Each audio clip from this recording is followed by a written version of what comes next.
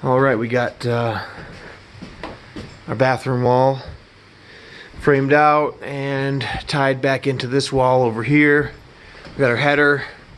It's a bit higher than ordinary because this is going to be a pocket door, and this opening is twice as large as a usual rough opening. Our pocket door is only 32 inches, but the pocket door system has a track on top of the door slab that has considerable height.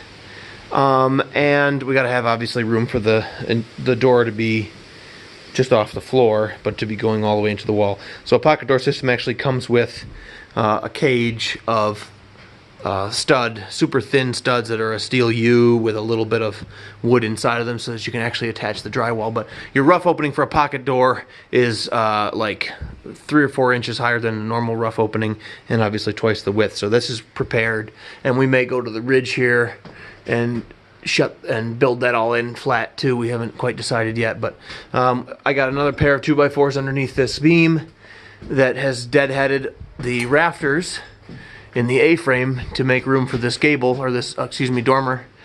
So I got a couple more 2x4s underneath this end, which is how it should have been. Yeah, and I snuck another one under here, so that's in good shape. And over here we're getting ready for laundry.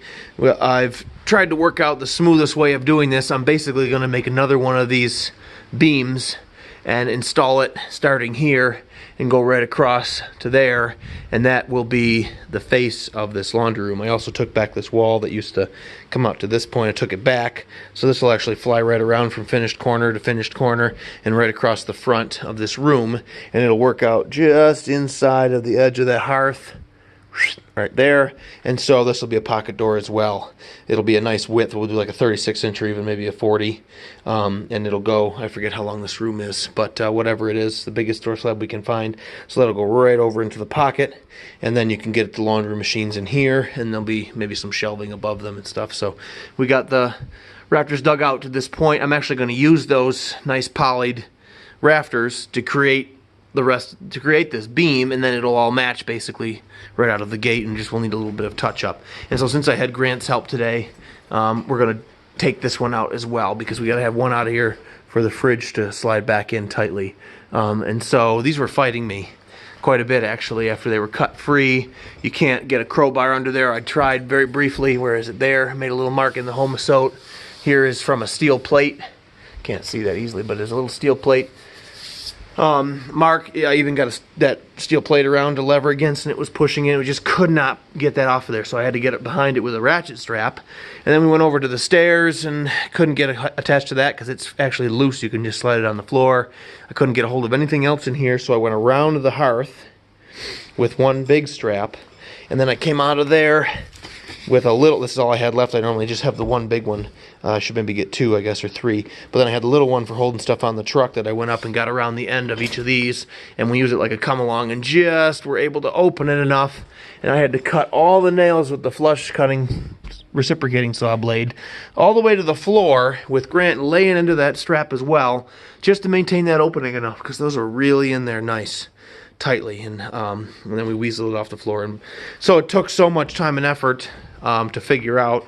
The first one we got into a groove. We did the second one pretty smoothly, but it is a 2-man job at least, so we're going to do this other one today and get those all out of our face. And he's outside taking the landscaping timbers out of the ground, the creosote soaked hardwood timbers, some of which rotten, some have rotted, and some have not rotted. Then we're going to go right into the pickup. Oh, and here's the rest of the fascia off of there. It's kind of sunny, but that's all gone too. So we're doing some demo and opening the place up, some of the incidental little things that I can have him do while we have his help, and hammer out the details of these room locations. And then I got a little bit of framing to supplement here like we talked about before. And then it'll be time to open up the floor and devise a plumbing solution to get water and drains out of here and in here and here, and as well as pick all of our electrical gang box locations and our new panel locations. So but this will do us for this week. We're going to get a little farther here and then pack it in and check it out later.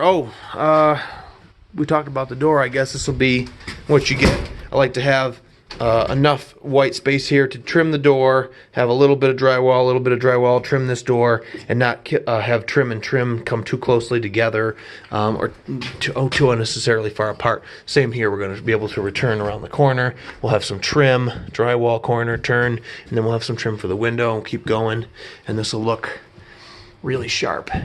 And like I say, I believe we're going to take the plane of this wall all the way to the ridge, and then in the bathroom it'll be vaulted, and in the hallway it'll be vaulted, and we're going to turn this vent 45 right there and come down here, and then 45 again and come down in the wall. And the wall will be finished, and I think that in here we'll do some like shiplap or something to finish the surface of the ceiling kind of differently in here, because it has some, we're going to have to hide the vent and do some other stuff. If not, we'll just go right up through the plate and right out and make a new hole for the vent outside and just finish to there, and then this will remain unfinished, and we'll have to dress up that old penetration a little bit and paint over it so that you don't notice. But the rough work is starting to, we're beyond halfway with all the framing and stuff. So, all right, now we'll see you.